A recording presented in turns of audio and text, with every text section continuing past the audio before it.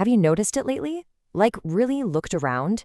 Everywhere you turn, there's a resurgence of mid-century modern furniture, the return of film cameras, this massive explosion of thrifted clothing. The aesthetic of the past is literally everywhere. But why? Why is the old suddenly the ultimate cultural currency? Well, today, in this explainer, we're going to unpack the hidden psychology and the economic truths behind this massive vintage revival. So we have to start with that fundamental question. Why is vintage suddenly everywhere? Now, it's super easy to just dismiss this as a fleeting aesthetic or, a passing internet trend. But if you look closer, this comeback really isn't just a fad.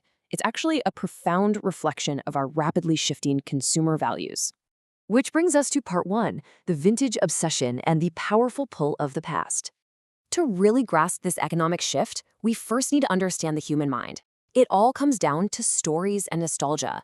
As humans, we are fundamentally biologically wired for stories.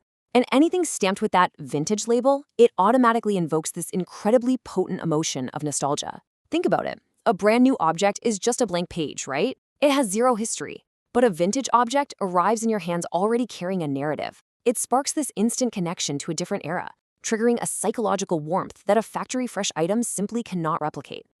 Now, let's dive into part two, the tale of survival and decades of design. You see, the stories these objects tell aren't just about what specific era they came from. They're about the sheer fact that they are still here at all. When a product survives a decade, 2 decades, or even half a century, it silently narrates 3 distinct truths to us. Number 1, it was built with integrity. The craftsmanship, the materials, the engineering, it wasn't designed to fail, it was designed to endure. Number 2, it was cared for by its owner. Someone, somewhere, valued it enough to maintain it and protect it from ruin. And number 3, it mattered enough to keep. When you hold a vintage item, you aren't just holding an object, you're holding physical proof of integrity, care, and meaning. This brings us to a stark comparison in part 3, the fast fashion contrast and our current disposable era. Every good story needs an antagonist, right? And for vintage, that antagonist is the modern manufacturing machine. On one side, we have an industry where the governing mantra is that the coolest things are ever fleeting. They're literally here today and completely gone by next week.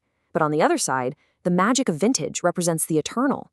And here's the thing, you cannot mass produce the aura of something eternal. You just can't manufacture the weight of time. Ultimately, what we've built today is an economy of replacement. It's a whole system built on planned obsolescence and exhausting microtrends. The faster you throw something away, the faster you have to buy it again, and well, the better the system functions. But this constant churn, it just leaves us feeling empty. We end up surrounded by objects that have absolutely zero emotional weight and zero staying power. So let's look at part 4, a new vintage philosophy and rethinking consumption entirely. We're starting to realize that vintage actually represents a radical rebellion against this whole economy of replacement. Create fewer things, build them better, let them last. That right there is the vintage philosophy distilled. And it completely flips modern consumption on its head. It's not about having more stuff. It's about demanding a standard of creation that actually respects the resources used to make the object and respects the time of the person buying it. And this brings us to a massive redefinition of sustainability. We usually talk about sustainability in terms of recycled fabrics or eco-friendly shipping materials, right? But true sustainability is deeply rooted in longevity. You can use all the green materials in the world, but if a product gets thrown into a landfill after 3 weeks because it fell apart or went out of style, well, that is not sustainable. Real sustainability is about emotional durability and timeless design. Which leads us to our final section, designing tomorrow's vintage through mindful possession. If we really want to break free from this exhausting cycle of disposable trends, we have to actively step into a culture of mindful possession. And how exactly do we do that? By demanding objects that meet 3 simple criteria. First, they have to be made to endure the friction of daily life. Second, they need to be repairable. Think things put together with screws rather than glue, so when a part breaks, you can actually fix it instead of just trashing the whole thing. And third, made to be passed on. We shouldn't just be buying stuff. We should be actively creating the vintage of tomorrow.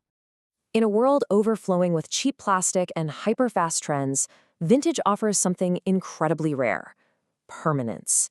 It reminds us that the most meaningful things in our lives aren't the ones we replace the fastest. No, the most meaningful things are the ones that gather stories with time, embodying undeniable quality and real craftsmanship. So I want you to take a look at your own buying habits. The next time you make a purchase, ask yourself, are you buying things meant to be replaced? Or are you buying tomorrow's vintage?